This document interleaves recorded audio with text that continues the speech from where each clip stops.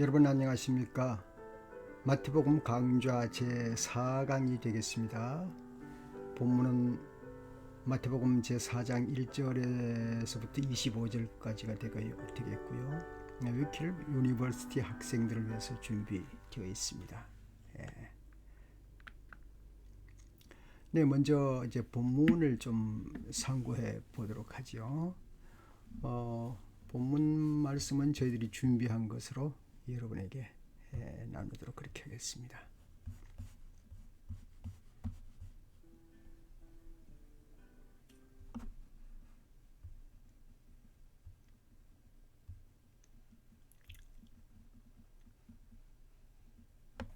이제 1절로 들어갑니다. 제4장. 그 즈음에 예수께서 성령에 이끌려 광야로 가셔서 악마에게 시험을 받으셨다.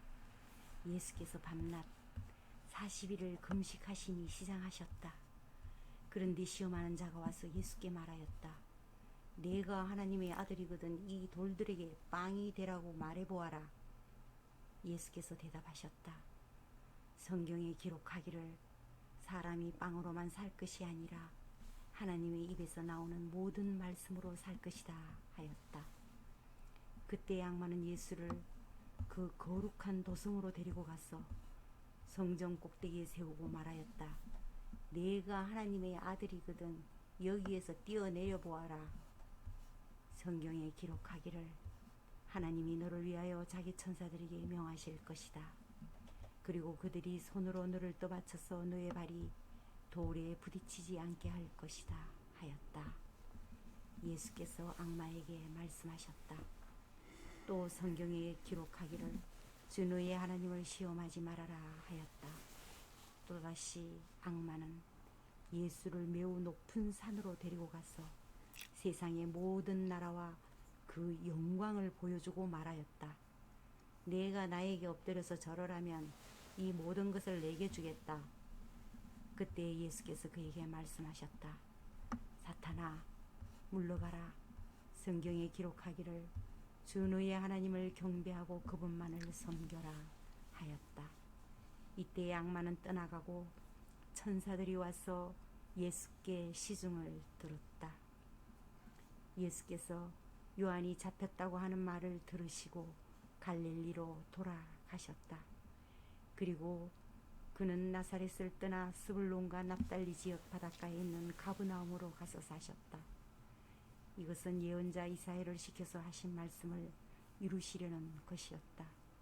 스불론과 납달리 땅, 요단강 건너편 바다로 가는 길목, 이방 사람들이 갈릴리, 어둠에 앉아있는 백성이 큰 빛을 보았고 그늘진 죽음의 땅에 앉은 사람들에게 빛이 빛이었다.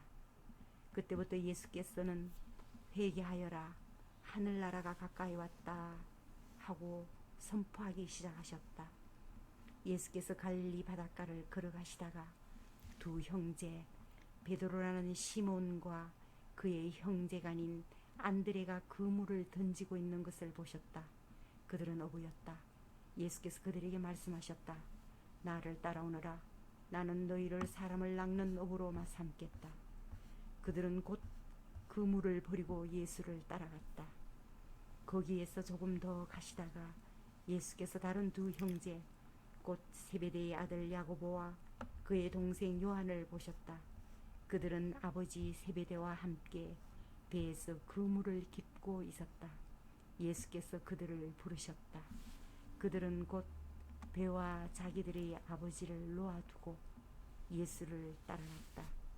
예수께서 온 갈릴리로 두루 다니시면서 그들의 회당에서 가르치며 하늘나라의 복음을 선포하며 백성 가운데서 모든 질병과 아픔을 고쳐주셨다.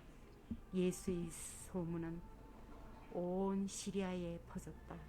그리하여 사람들이 갖가지 질병과 고통으로 앓는 모든 환자들과 귀신 들린 사람들과 간질병 환자들과 중풍병 환자들을 예수께로 데리고 왔다. 예수께서는 그들을 고쳐주셨다.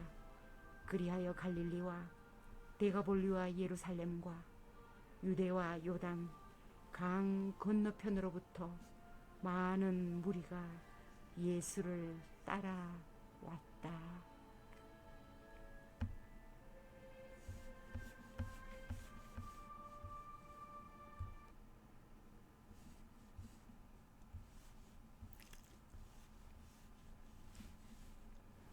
네, 이제 본문 말씀을 같이 보았습니다.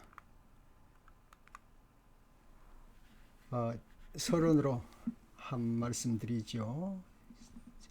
제가 그 고향교회 어릴 때 고등학생 때에 제 친구가 어머니를 전도하려고 오랫동안 기도를 많이 했습니다. 그런데 그 어머니가 정말 오랜만에 참 큰 결심을 하고 교회를 출석하기 시작했어요. 그런데 이상하게 교회 출석한 그 다음 날부터 그 어머니가 몹시 아프기 시작했습니다. 그래서 그 주변 사람들이 교회 잘못 나갔다고, 아들 따라 함부로 교회라는 걸 나간 데가 아니라고, 그렇게 이제 친구들이 막 걱정을 하고 의구심을 막 불러일으키고 그랬었습니다. 그런데 얼마 후에 병이 나아서 다시 회복되고 교회로 다시 출석하게 되었습니다. 그것을 보고 이제 우리 교회 안에서는 그런 생각을 했습니다. 다들 하나님을 섬기려고 마음에 큰 작정을 하고 시작을 했는데 시작 단계부터 큰 시험을 당했구나. 이제 이 시험을 이겼으니 이제 앞으로는 아주 그 일사천리로 주님의 교회를 섬기며 봉사하기에 어림없겠구나. 그렇게 해서 지금까지 사실은 잘 섬기고 있는 것을 보곤 했습니다. 제가 예,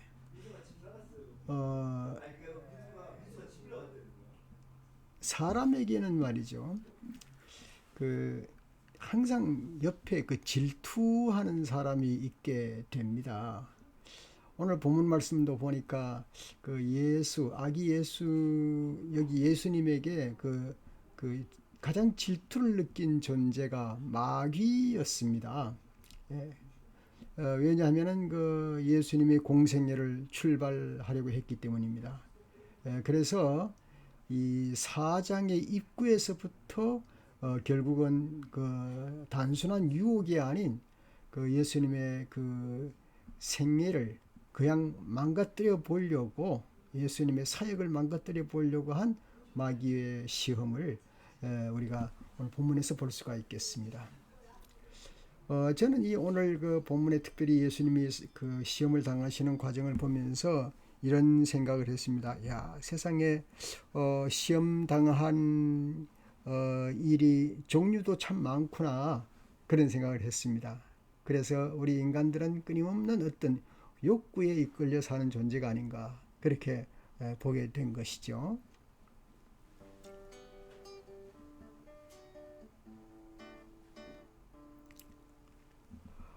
제가 보니까 그 메슬로우라고 하는 학자가 인간이 가지는 욕구의 7단계를 말했습니다. 그것은 크게는 이제 그 성장 욕구가 있고 또 그 아래는 결핍 욕구가 있습니다. 그래서 성장 욕구와 결핍 욕구. 결핍 욕구는 그 생리적인 욕구와 안전의 욕구와 애정 및 소속의 욕구와 자존의 욕구가 있는가 하면, 성장 욕구는 인지적인 욕구, 심미적 욕구, 자아실현의 욕구, 그런 욕구가 있습니다. 뭐 이것을 또 다른 말로는 낮은 수준의 욕구와요, 높은 수준의 욕구가 있다, 그렇게 말합니다. 저 여러분들 살아가면서 그런 욕구를 많이 느끼죠. 예. 아주 기초적인 그 식욕으로부터 시작해가지고 뭔가 내 자신을 실현하려고 하는 그 높은 그 고상한 욕구까지 우리는 겪고 있습니다. 그러면 예수님이 보통 사람과 다른 게 무엇인가? 대체로 욕구에 모든 인간이 다 그 약할 수도 있고 강할 수가 있는데요. 그것을 내가 필요로 하는 욕구를 이상의 것을 생각하지 못하는 그런 어려움이 있습니다. 그 어려움을 잘 생각해 보면은 바로 그 욕구를 넘어서면은 하나님의 큰 나를 향한 그 바람이 있는 것을 내가 발견하게 되는 것이죠. 그래서 발견하기 전에 욕구에 따라서 움직이게 되는 것을 볼 수가 있는 것이죠. 12절에서 17절까지를 보면은 거기에서는 이제 그 예수님이 복음 전파하는 그 전파의 뭐라 할까요? 그 방법 아니면 이제 전파의 그 노선이 나타나게 됩니다. 그래서 처음부터 보니까 말이죠. 여기 지도에 나와 있습니다만은 그 예수님은 팔레스틴 북부, 북부에 여기에서 그 갈릴리 주변을 중심으로 해서 이제 그 소외계층과 하급계층이 많이 살고 있는 그런 지역으로 볼 수가 있습니다. 그 지역에서 예수님은 사역의 시작을 하였던 것을 볼 수가 있습니다. 그 사역은 얼마든지 우리들에게서 그 구약의 그 예언의 말씀을 찾아보는 거죠.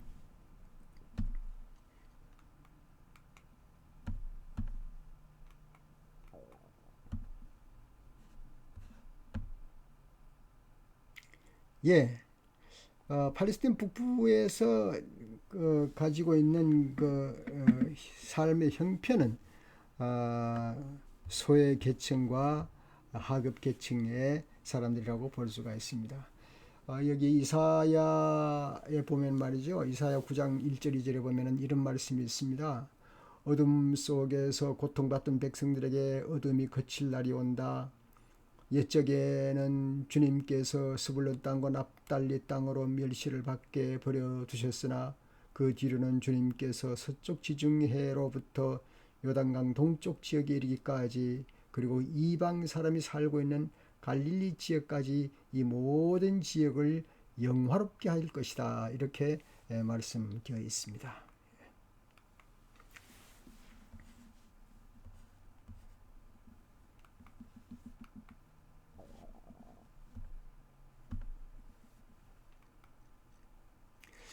그 다음에는 이제 그 세 번째 단계에서는 18절부터 25절까지인데요. 제자들을 불러 모으시는 이유를 볼 수가 있습니다. 그 이유는 다음 같은 것으로 볼 수가 있죠. 첫째는 자 우리가 이제 질문을 해본다면은 왜 예수님께서 제자들을 불러 모으셨는가? 그 이유가 과연 무엇인가? 그리고 이제 얘기를 한다면은 첫째는 이제 제자들을 모아서 삶을 나누는 것입니다. 삶을 나눔. 그러니까 우리가 함께 삶을 나누면서 같이 살아가는 그 경험이 필요했던 것입니다. 그다음 두 번째는 이제 가르치심이라고 할 수 있는데요. 가르치심. 이 가르치심은 이 잘 복음으로 가르쳐서 어려운 시대 속에서 복음을 나눌 수 있는 그런 능력자로 키워나가는데 능력자로 키워나가기 위해서는 훈련함이 필요합니다. 그래서 그 훈련해서 어떻게 합니까? 구원 사역을 이루고 더 나아가서 천국 복음을 확장시켜 나가는 일을 하게 되는 것입니다. 그래서 다시 정리하면은 예수님께서 제자들과 함께 하시는 이유는 첫째는 삶을 나누는 것이고 그 다음에는 가르치는 것이고 그 다음 훈련하는 것이고 이 훈련함의 결과는 복음을 잘 전하려고 하는 것이다. 그렇게 볼 수가 있겠습니다.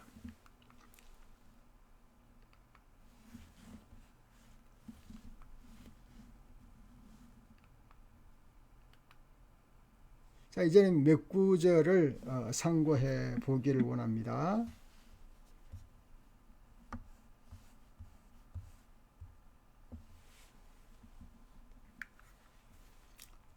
몇 구절을 상고하겠습니다.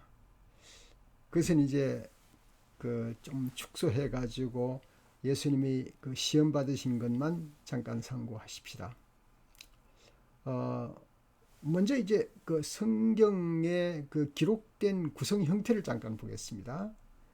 마태는 이제 돌로 떡을 만들어 먹으라는 마귀의 시험을 첫 번째로, 그 다음 성전 꼭대기에서 뛰어내리라고 하는 마귀의 시험을 두 번째로, 또 세 번째는 천하만국을 내가 주겠다 나한테 절하면은, 그걸 세 번째로 정하셨습니다. 그런데 누가는 조금 다릅니다. 누가는 이제 돌로 떡을 만들어 먹으면 하고 그 유혹한 것은 첫 번째는 마찬가지고요. 두 번째를 오히려 반대로 내 앞에서 나에게 절을 하면 이 세상을 모두 주겠다는 것이 두 번째였고요. 그 다음에 세 번째는 성전 꼭대기에서 뛰어내리라 그렇게 말씀이 담겨져 있는데요. 왜 두 번째와 세 번째가 마태와 누가가 서로 다른가? 그것만 잠깐 짚어보도록 하겠습니다. 여기서 보면 이제 부사와 접속사를 잘 볼 수가 있겠습니다. 마태복음 4장 5절에서는요, 이에, 그때에, 이런 것으로 번역되어 있습니다. 헬라어로는 토테인데, 토테. 이에, 그때에. 그래서 그 말하기로 하면은 다시 이어서 뭐 이렇게 이제 말씀을 했는데요. 그것은 이제 전 사건이 있는 다음에 이어서 이런 사건이 있다는 것을 마태가 표현해 주었고, 누가는 그렇지 않습니다. 누가는 굳이 그냥 그렇게 분명하게 구분을 하려고 하지 않았고, 오히려 그냥 뭐 카이라고 해서 뭐 그러나 그리고 뭐 이런 말이 사용되었을 뿐입니다. 그래서 마태는 연결된 사건을 정리했고요.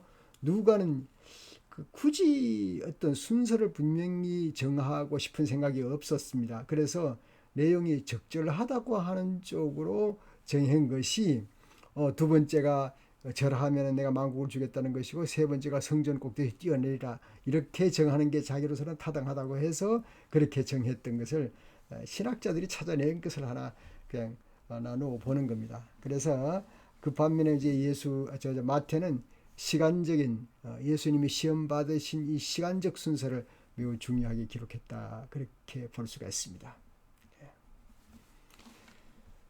자, 그 다음에 그러면은요, 그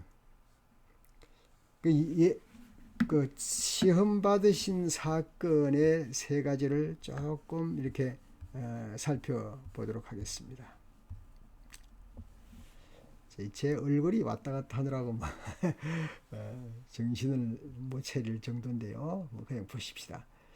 이제 앞에 그림에 이제 세 가지가 나와 있지 않습니까? 첫 번째는 이제 먹어야 사는 육신의 약점, 그렇게 제가 이제 주제를 한번 정해 보았습니다. 돌로 떡을 만들어 먹으라는 사탄의 시험이죠. 돌로 떡을 만들어라. 사람은 물론 이제 먹어야 사는 존재입니다. 예. 물론 이제 배부르게 먹고 싶은 욕망이 아니더라도 적어도 인간은 기초 음식이 필요하지 않습니까? 예. 배고픈 사람에게 음식이라는 것은 그 어떤 것도 바꿀 수 없는 것이죠. 그러나 음식보다 더 큰 것이, 더 중요한 것이 있다는 사실 우리가 잊어버리지 말아야 하는 것이죠. 예, 그게 중요한 것이죠. 여러분, 사실은 음식 참 중요합니다. 그런데 음식보다 더 중요한 것이 있는가? 깊이 생각해 보노라면 우리는 얼마든지 찾을 수가 있습니다. 이제 우리가 잊지 말아야 할 것은 무엇인가 하면은 음식의 절제함과 그 미덕으로 말미암아 오늘날 현상 같은 경우는 오히려 음식을 많이 먹어서 문제가 생기니까 그 절제가 더 건강에 유익하다고 하지 않습니까? 아무튼 이 음식 문제를 인해서 시험을 당했던 것을 예수님께서는 잘 견디어 이겨내셨습니다. 두 번째는 이제 성전 꼭대기에서 뛰어내리라고 하는 시험인데요. 이것을 첫 번째 시험이 육신의 약점이라고 하면 두 번째 시험은 정신의 약점이 아닌가, 또 그렇게도 볼 수가 있겠습니다. 어떤 의미에서는 과시의 약점이다. 인간이라는 참 과시하고 싶은 욕망이 있는 것이죠. 예, 누가 칭찬해주면 신나고 말이죠. 예. 물론 우리가 칭찬을 받으면서 칭찬으로 자라나기도 합니다. 먹고 삽니다. 예. 그러나 칭찬에 너무 익숙하며 칭찬에 의해서만 내 삶이 유지된다 그러면 발전이 없는 것이죠. 예. 결국 사람은 칭찬이 기초당에서 모이는 될 수가 있을지 모르나 성장은 할 수 없다. 그렇게 볼 수가 있습니다.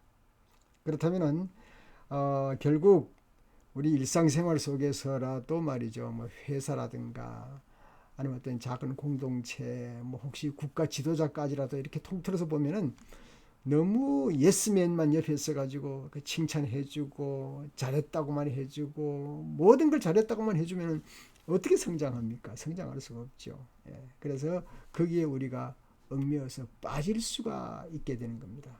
예. 거기서 빠져서 내 생애를 달콤한 칭찬에 의해서 걸려 있으면, 거기에 걸려 있으면 우리는 아무것도 가질 수가 없습니다. 예. 결국 남을 위해서 뭘 할 수도 없고 마지막에는 내 자신마저도 잃어버리는 그런 결과를 우리가 가지게 되는 거죠. 그래서 이것을 정신적 유혹이라 뭐 그렇게 볼 수가 있겠습니다. 예. 세 번째는 이제 이 마태복음을 기준으로 한다면은 세계 만국을 보여주면서 내게 절을 하기만 하면은 이 세상 모든 것을 주겠다. 그렇게 이제 물론 거짓이죠. 예, 거짓인 줄 예수님은 아시고 물론 거절하셨지만은 이것이 무엇입니까? 정복에 관한 약점입니다. 이런 부분에는 아마 그 여자분보다는 남자분들이 더 많은 것 같아요.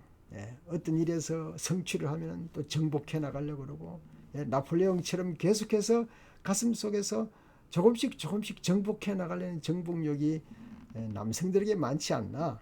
예, 여성들이 전혀 없는 건 아니겠지만 많지 않나 그렇게 생각되어지는데요. 뭔가 이 사건을 통해서 우리는 우리 자신을 돌아볼 수가 있지 않겠습니까? 예. 내가 남을 정복하고 탈취하는 것, 뭐 이건 동물 세계에서 그 약육강식의 세계에서 우리는 충분히 볼 수가 있는데요. 거기에 우리는 머물러 있을 수밖에 없는 사람이 되고 맙니다.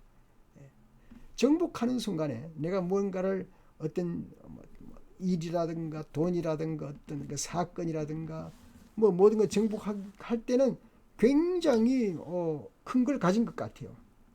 그러나 그 정복하는 것이 있는 다음에는 그 다음 뒤에 있는 하나님의 준비된 축복을 놓칠 수가 있는 것이죠.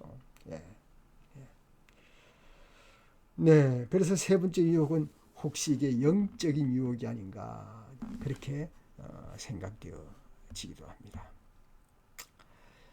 예, 전 결론으로 이제 얘기하고 마치도록 하겠습니다.